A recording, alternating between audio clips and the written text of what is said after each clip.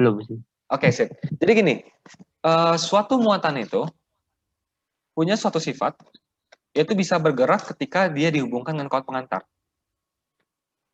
Oke, maksudnya gimana, Kak? Jadi misalkan kalau kamu punya kawat, muatan kayak gini, terus kita hubungkan dengan kawat pengantar kayak gini, terjadi perpindahan elektron. Kayak kamu, dari mana ke mana, Kak? Dari muatan negatif ke muatan positif. Bergerak ke sini dia. Kayak gitu. Seberapa banyak elektronnya berpindah? Sebanyak yang dimiliki berlebih oleh muatan negatif. Oke, di sebelah kanan ada berapa muatan negatifnya yang berlebih? 2. 2. Kalau ada 2 muatan yang negatif yang berlebih, maka secara teori kedua-duanya akan berpindah. Tapi lihat dulu, di sebelah positif, berapa yang bisa ditampung muatan negatifnya? Oh, lihat aja tandanya. Kalau di sebelah kanan, di sebelah kiri ada positif 2, artinya dia cuma bisa menerima 2 doang. Jadi kalau di kanan ngasih berapapun, yang kiri cuma bisa menerima 2. Nah, di kanan ngasih 2, di kiri ngasih 2. Jadi seimbang kan? Seimbang. Jadi seimbang. Kalau jadi seimbang gimana, Kak? Nah, berlaku kayak gini. Sekarang muatannya sini jadi 1, 2, 3, 4, 5 positif, tapi negatifnya jadi 5. Di sini positifnya masih 3, negatifnya jadi berkurang jadi 3. Gini dia. Oh, gitu ya, Kak. Kalau udah kayak gini gimana? Sini sekarang jadi muatan netral. Di sini jadi netral lagi. Emang kalau netral gimana? Q-nya jadi 0. Kalau udah Q-nya 0 gimana, Kak? Ya udah, berarti kita masukin dalam persamaan F sama dengan K kali Q per R kuadrat. Kita masukin Q-nya 0, dapat F-nya adalah 0. Nah, Gitu dia. oke. Kebayang? Tapi kalau beda gimana, Pak? Nah, kalau beda, ya udah, sip, pertanyaan bagus. Oke, misalkan Kak, dia tidak pakai kawat pengantar. Oke, aku ini kan. Kalau tanpa kawat pengantar, tapi mungkin dia juga diikat. Maka kamu berlaku lagi rumus yang tadi, F, K, Q per R kuadrat. Lihat, muatannya sama nggak, Isam? Muatan satu muatan sebelum dan setelah diikat. Beda. Kalau pakai kawat pengantar beda. Kalau tanpa kawat pengantar, Sama. sama aja. Kenapa? Karena yang bisa berubah beda itu Isam kalau dipakai kawat pengantar aja. Kalau tanpa kawat pengantar, baik muatan sebelum maupun sesudah itu biasanya sama. Kecuali tiba-tiba memang soal mengubahnya. Jadi kalau misalkan dia sama, berlaku sifat kayak gini, Syam. F1 kali R1 kuadrat sama dengan F2 kali R2 kuadrat. Begini. Dan kamu tadi tahu bahwasanya nilai R2 adalah setengah R1.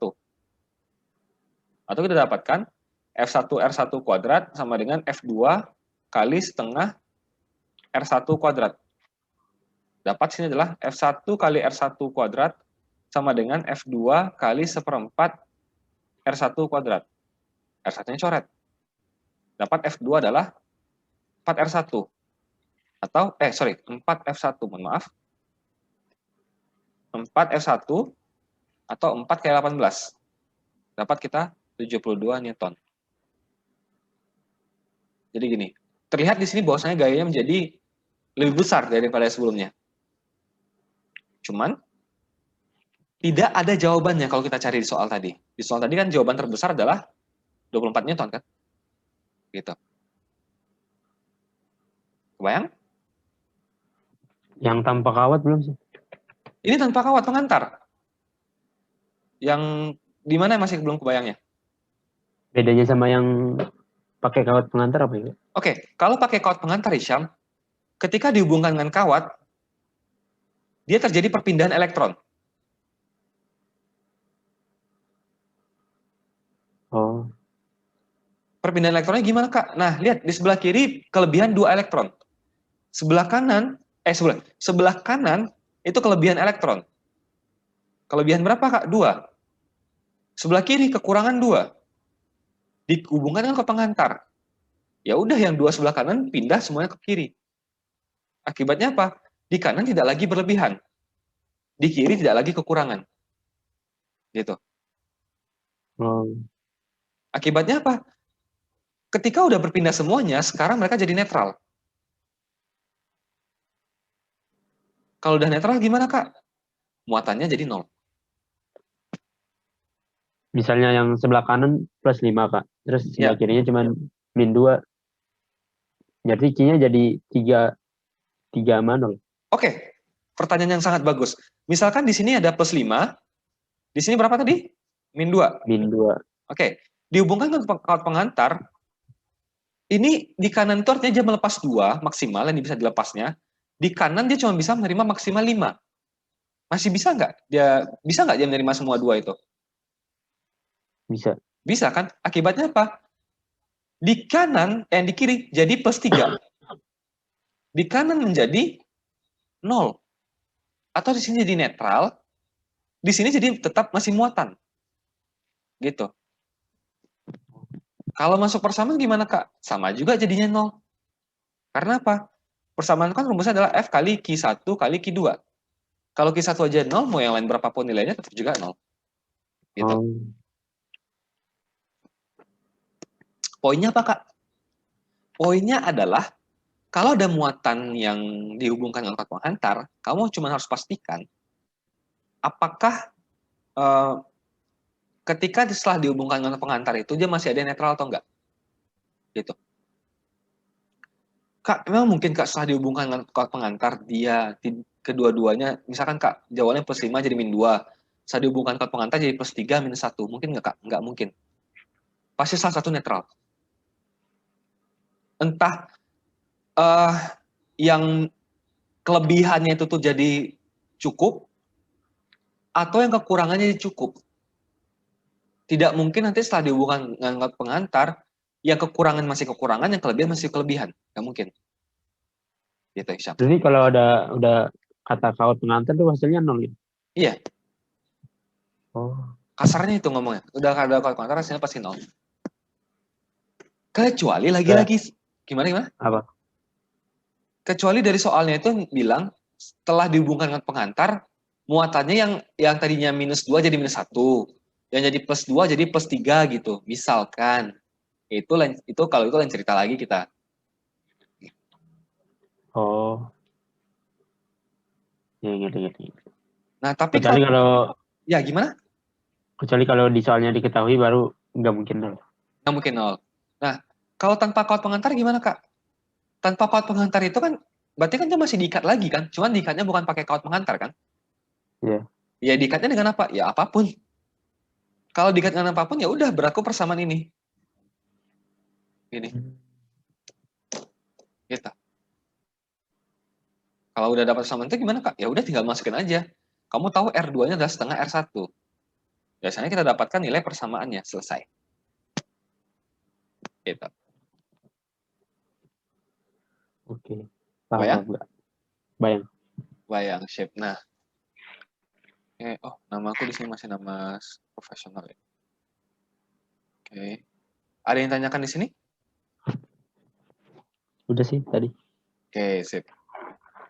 Nah, itu contoh soalnya. Kebayang atau boleh aku lanjut?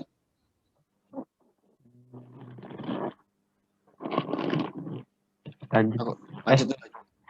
Ya lanjut. Itu terkait tentang listrik statis. Aku rasa 3 soal itu yang aku desain kemarin itu cukup untuk secara umum listrik statis. Pertama kamu bisa ditanyakan adalah hubungan antar dua gaya, kemudian muatan kapasitor, dan ketiga nih kayak informasi-informasi aja, informasi muatan bola konduktor gitu. Nah, kita masuk ke medan magnetik. Mungkin kamu masih ingat pelajaran medan magnetik? Atau udah mulai lupa juga? Nggak tahu. Sip. Medan magnetik itu gampang. Intinya adalah medan magnetik itu kamu yang ini, yang pakai hukum kaidah tangan kanan. Masih ingat ada pernah pakai belajar hukum kaidah tangan kanan ini? Yang di sini tuh yang jari tengah itu adalah F, as Ya. in Falcon. Yang tengah-tengah itu adalah B, as in beta. Yang jempol adalah I as in India. Nah, kadang ini bisa jadi F, bisa jadi B, bisa jadi I. Ini bisa jadi F, bisa jadi B, bisa jadi V. As in Victor. Jadi yang jempol ini bisa dua. Bisa dia menunjuk sebagai I, sebagai V, atau sebagai V. Oke Kak, F itu apa? F itu artinya adalah gaya. B adalah medan magnet. Kalau di sini I artinya adalah arus. Kalau artinya V, V-nya adalah kecepatan. Itu. Bayang? Bayang. Kemudian, kaidah tangan kanan ini hanya berlaku kalau muatannya positif. Kalau muatannya negatif, gimana Kak? Kaidah tangan kiri. Tapi sama aja cara penggunaannya. Oh, Oke. Terus, kalau ada soal kayak gini, di sini kan dibilangnya ya, intinya adalah kita langsung masuk ke gambar aja. Di gambar itu yang ada adalah ada B, yang X itu artinya adalah B. X itu artinya apa? Artinya si B itu bergerak masuk ke dalam bidang. Oh, masuk ke dalam bidang, Kak? Ya. Kamu imajinasikan di depan kamu tuh kayak ada satu kertas. X itu artinya adalah dia tuh gerak masuk ke dalam bidang itu. Kalau di aku sekarang ini kayak, aku kan lagi ngadap kamu ya. X itu artinya adalah aku gerak ke arah kamu. Itu dia. Itu arti X. Lawannya, titik. Kalau titik artinya adalah dari kamu ke arahku. Ke sini dia. Itu artinya. Oke, Kak. Berarti kalau gitu, gimana cara menyelesaikan soal ini? Kalau kamu lihat di layar, artinya adalah si X itu masuk ke dalam layar, kan? ya. Nah, si B ini kita point ke dalam layar. Oke, si B-nya kita point ke dalam layar. Kemudian kita lihat, yang tanda-tanda panah itu adalah arah geraknya. Arah gerak dari siapa? Dari muatan. Yaitu, arah gerak dari muatan itu adalah nilai dari si V-nya. Bukannya nilai F, Kak? Bukan. Yaitu kalau di sana dibilangnya, di sana kan nggak dibilangnya nilai F ya. Tapi di sana dibilangnya adalah muatan Q1 dan Q2 bergerak melingkar. Itu artinya adalah segitiga-segitiga hitam yang di sana itu menunjukkan nilai V. Oke, sip. Sekarang B-nya masuk ke dalam, V-nya ke atas. Baik Q1, Q2, Kak, tapi kan Q1 ada yang ke kiri, ada yang ke kanan. Ada juga yang ke bawah, ada juga yang ke kanan, ada juga ke kiri. Mana yang kita ambil? Kita ambil di bagian yang sama-sama bergerak ke atas. Kenapa? Biar mempermudah aja. Karena kalau kamu ngambil satu yang arahnya gerak ke kiri, satu lagi yang Q1 kamu ambil gerak ke kiri, Q2 kamu ambil gerak ke atas, itu salah. Kita harus ngambil arah gerak yang arah geraknya sama. Yaitu yang mana? Yang sama-sama ke atas. Oke. Kita dapatkan B-nya masuk, V-nya ke atas, kita lihat F-nya. Kalau kamu perhatikan dari gambar aku, kita lihat F-nya ke arah kanan atau ke arah kiri? Kiri. Kiri. Artinya adalah F ke arah kiri ini menyebabkan si muatan itu bergerak ke arah kiri. Setelah dia bergerak ke atas, dia akan bergerak ke arah kiri. Muatan apa yang kayak gitu?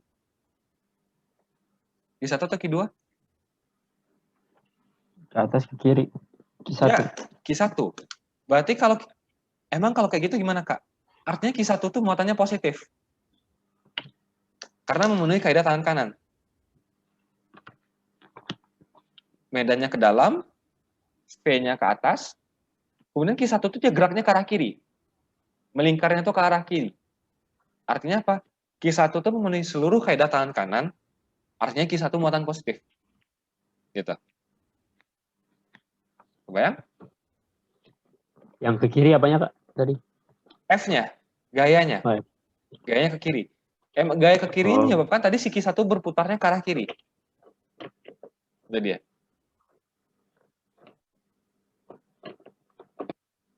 Kebayang? Bayang. Nah, kalau Q2, dia memenuhi kaidah tangan kiri. Artinya apa? Kalau Q2 memenuhi kaidah tangan kiri, Q2 itu nilainya adalah negatif. Oke? Oke. Nah, Berarti kalau di persamaan kamu tahu nilai Q1 tuh pasti kan selalu positif bla bla bla bla ya. Ya kan? Nilai Q2 tuh pasti selalu negatif bla bla bla bla. Artinya kalau dalam persamaan matematika nilai Q1 tuh pasti selalu lebih besar daripada 0. Nilai Q2 lebih kecil pada 0. Nah, Gini kan? Artinya kita bisa coret yang tidak sesuai ketentuan, itu ini kita bisa coret. Tinggal yang A atau B. Kak, kalau gitu jawabannya pasti A dong, Kak. Karena kan Q1 besar pada 0, Q2 kecil pada 0. Kalau dimutlakin, nilainya kan pasti lebih gede pada Q1, Kak. Daripada Q2. Enggak. Buktinya apa? Kita nggak tahu. Yang kita tahu tuh Q1 tuh pasti selalu nilainya positif. Itu dia. Q2 selalu nilainya negatif. Kalau positif pasti selalu lebih besar pada 0, negatif pasti selalu lebih kecil pada 0. Cuman, seberapa positif dan seberapa negatif kita nggak tahu. Contoh, kalau misalkan di sini aku bilang Q1-nya 3, Q2-nya min 6, kalau diambil mutlaknya, Q1 lebih kecil pada Q2 kan? ya, Nah, bisa kayak gini kan? bisa. Oh, bisa Kak. Gimana cara menentukannya? Caranya adalah kita lihat dari besarnya muatan. Besarnya lingkaran muatan. Sorry, besarnya lingkaran muatan. Oke Kak, besar lingkaran muatan gimana? Nah, ini ada sifat, kamu lihat, ini kan ada jari-jari ya? Ini kan jari-jarinya ya? Ya. Ini jari-jarinya ya? Ini jari-jari si 1, ini jari-jari si 2. Oke. Tadi kan kamu ingat F adalah K kali Q per R kuadrat ya? F sama R di sini berbanding apa? Terbalik. Berbalik. Artinya semakin gede F, R-nya akan semakin Kecil. kecil. Berarti kalau kamu lihat di sebelah itu, kalau kamu bisa lihat, mana lebih besar F1 pada F2? Besar F2. F2. Berarti dasarnya kamu lihat besarnya F2. Dan kamu lihat di soal di atas, F sama Q nilainya berbanding? Lurus. Lurus. Artinya kalau F2 lebih besar pada F1, Q2 akan Lebih besar. pada F1. Gitu dia. Dapat kita jawabannya yang B. Jadi kaidah tangan kanan membantu kita menentukan bagaimana dia muatannya apakah positif atau negatif. Dan dari persamaan gelombang, gambarnya itu F1 dan F, kita untuk membantu berapa sih nilainya yang besar F1 atau F2. Gitu. Bayang? Bayang. Nah, coba sampai sana dulu ada yang ingin tanyakan? Nggak ada. Gak ada, yakin? Paham. Paham, sip. Kalau titik keluar berarti Kak? Ya, benar. Kalau titik keluar, ke arah kita. Ke arah kita. Kalau Ya. jadi patokannya itu kalau positif negatif, kalau masuk keluar itu kamu patokannya kertasnya aja, layarnya aja, gitu. Kalau X berarti dia masuk ke dalam, kalau titik berarti dia keluar dari layarnya aja. Yang jempol apa tadi? Jempol itu menunjukkan V kecepatan atau arus. Terus ini? Masuk. Kenapa? Oke, Kak, ngerti. Oke, sip. Kebayang? Bayang. Bayang. Oh, berarti jawabannya B ya, Kak? Ya. Jadi hati-hati di sini banget. Di sini tuh yang penting adalah hati-hati aja. Ini gampang banget soalnya. Tapi kalau nggak hati-hati ya, orang-orang pasti jawabnya kalau udah dapat, kalau nggak A ya pasti jawabannya dia pasti C. Kalau nggak hati-hati. Oke. Kalau nggak ada yang tanyakan, kita masuk ke soal nomor 5. Ini soalnya pernah keluar dari SBMPTN. Ya, ini basically soal SBMPTN yang aku ambil.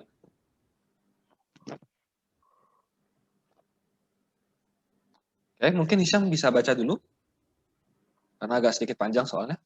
Coba sedikit pahami dulu.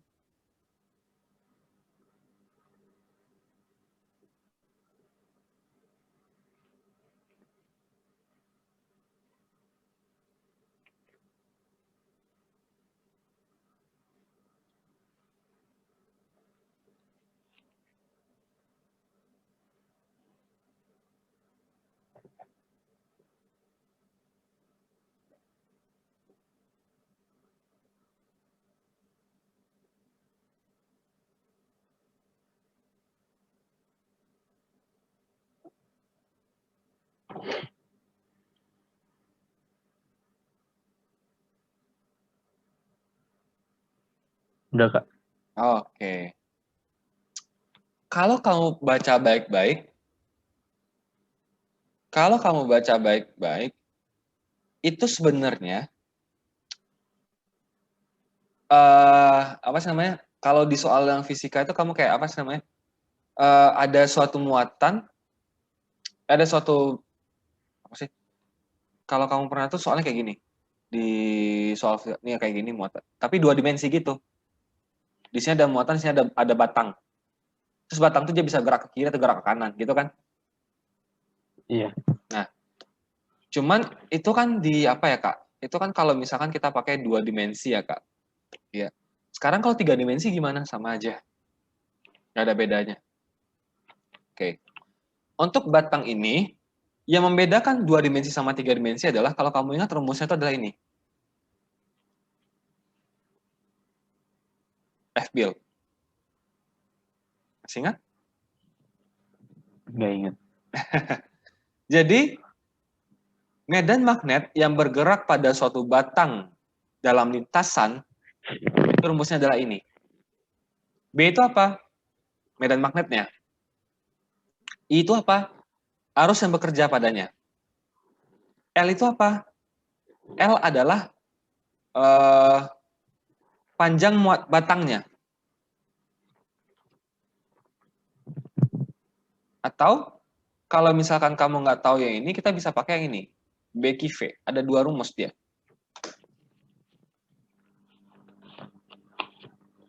Yang mana yang dipakai Kak? Tergantung soal. Ada yang Bill, ada yang Becky V, tergantung. Cuman karena di soal ini, kalau kamu perhatikan dengan seksama, kita akan disebutkannya ya, bahwasannya itu, sorry. Wait. Oke. Nah, di soal di sini dibilangnya, 2 buah muatan konduktor punya berjarak L 1 meter. Dipasang bentuk sudut 30 derajat Celcius terhadap bidang horizontal. Terhubung dengan resistor 3 ohm. Jika konduktor dengan massa M bergeser turun sepanjang rel tanpa kehilangan kontak dengan rel, sehingga rel dan batang membentuk suatu rangkaian tertutup, pada daerah tersebut terdapat medan magnetik seragam besarnya 2 Tesla. Dan searah horizontal. Jika batang turun dengan laju kecepatan konstan 3 meter per second, tentukan massa batang. Kalau kamu tulis di sini, yang kamu punya informasi adalah L sama dengan 1 meter, B sama dengan 2 Tesla, R sama dengan 3 ohm, theta sama dengan 30 ohm, satu lagi adalah V sama dengan 3 meter per second. Ini informasi yang kamu tuliskan. Sedangkan rumus adalah FB kali I kali L. Satu lagi adalah B kali Q kali V. Mana yang kita pakai? B ada, L juga ada, V juga ada. Oke? Kalau gitu tinggal I sama Q-nya aja berarti ya Kak? Iya, kita lihat di soal. I nggak ada. Q nggak ada sama sekali. Berarti nggak bisa dipakai dua-duanya Kak? Enggak, tetap harus salah satu kita pakai. Yang mana kita pakai? Kalau kamu lihat di soal, itu ada namanya resistor. Oke Kak, kalau ada resistor kenapa? Kalau adanya resistor, artinya adalah resistor itu berarti hubungannya dengan arus atau dengan muatan? Resistor. Arus. Arus. Kalau ada resistor, karena di sini clue-nya ada resistor, berarti rumus yang kita pakai itu adalah yang sebelah kiri. Ini rumus yang kita pakai. Itu apa? F sama dengan B kali I kali L. Terus Kak, tapi di sini ada theta. Kalau ada theta, tambahkan di sini sin theta. Ini aja. Kebayang? Resistornya taruh di mana Kak? Belum. Nah, resistor itu kan dalam I ya. I itu rumusnya apa? V per R kan? V-nya itu V tegangan tapi ya. Ya kan? Ya. Nah, kalau V-nya V tegangan, berarti kamu bisa pilih di sini, B kali V per R kali L sama dengan sin theta. Ini. Oke?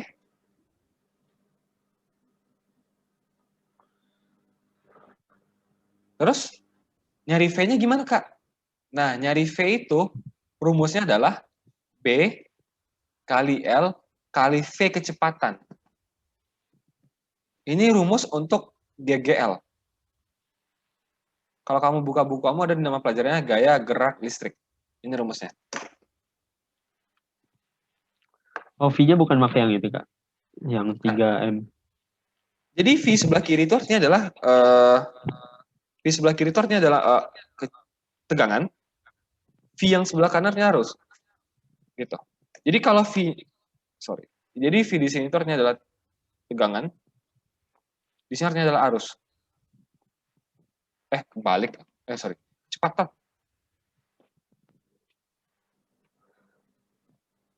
Ini dia.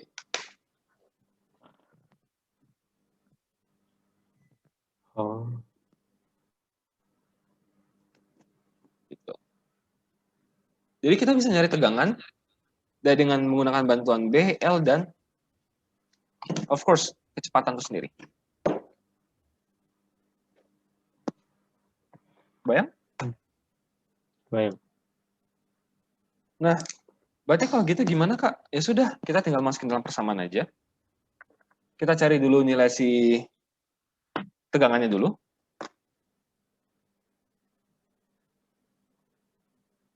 Tegangan itu rumusnya adalah B kali L kali V. B-nya 2, L-nya 1. Kecepatannya berapa tadi?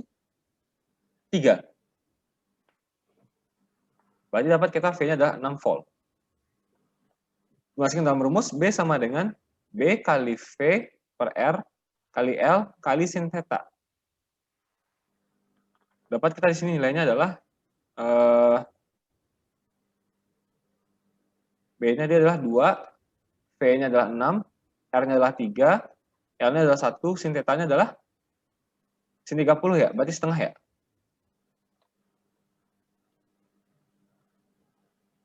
Iya. Ya, berarti sin 30 setengah.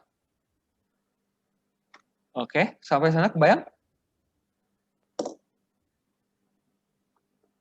Oh, nanti tinggal masukin aja, Kak. Ya, tinggal kita tinggal masukin aja. Kayaknya aku salah nyari.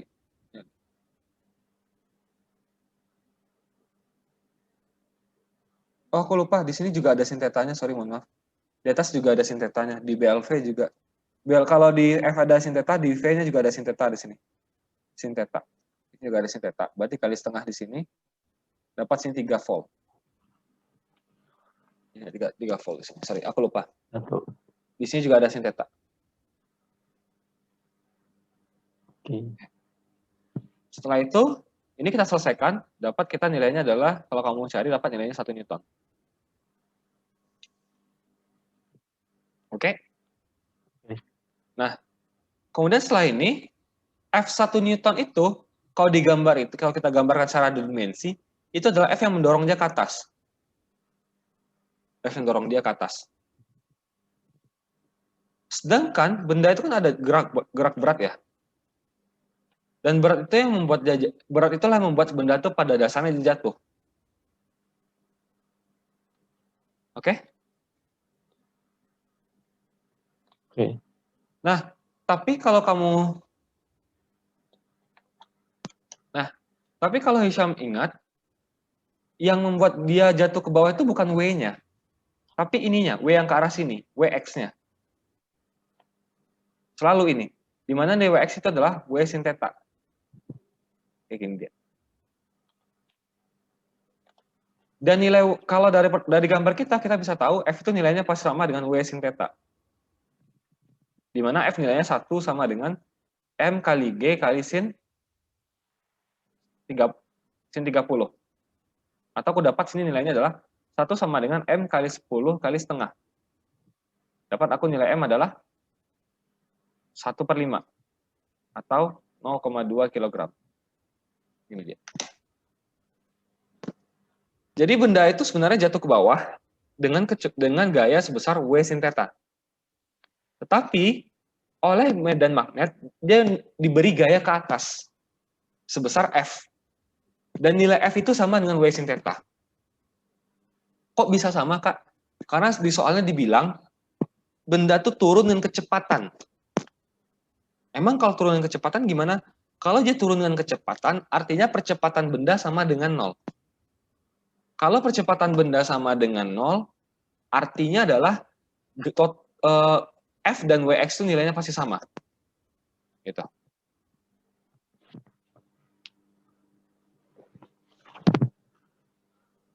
Bayang? Bayang. Ya. Nah, dengan cara kita menggunakan persamaan F sama dengan Wx, kita dapatkan informasi bahwasanya nilai M yang digunakan adalah 2,2 kg. Gitu.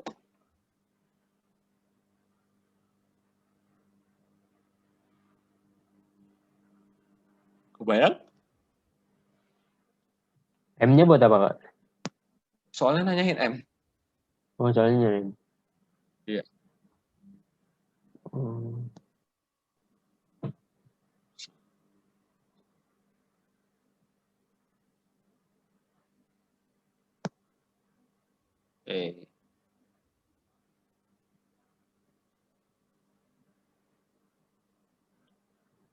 Sip. Tadi kenapa ini yang F sama dengan Wx kenapa, Kak? Nah, kenapa F sama dengan Wx?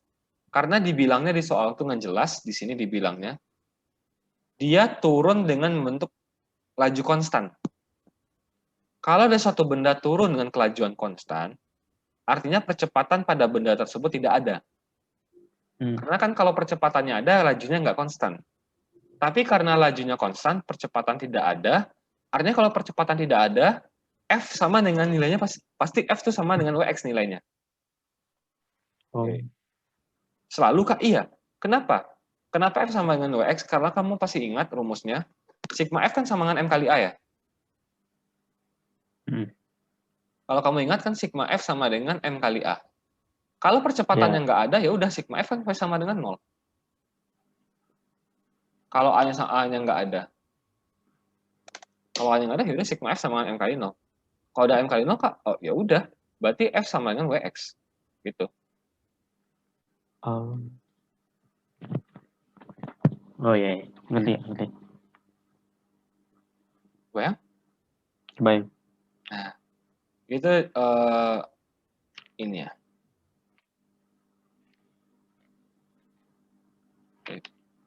Ada yang tanyakan sampai sini dulu? Ya ada sih, udah tadi sih. Siap. Oke.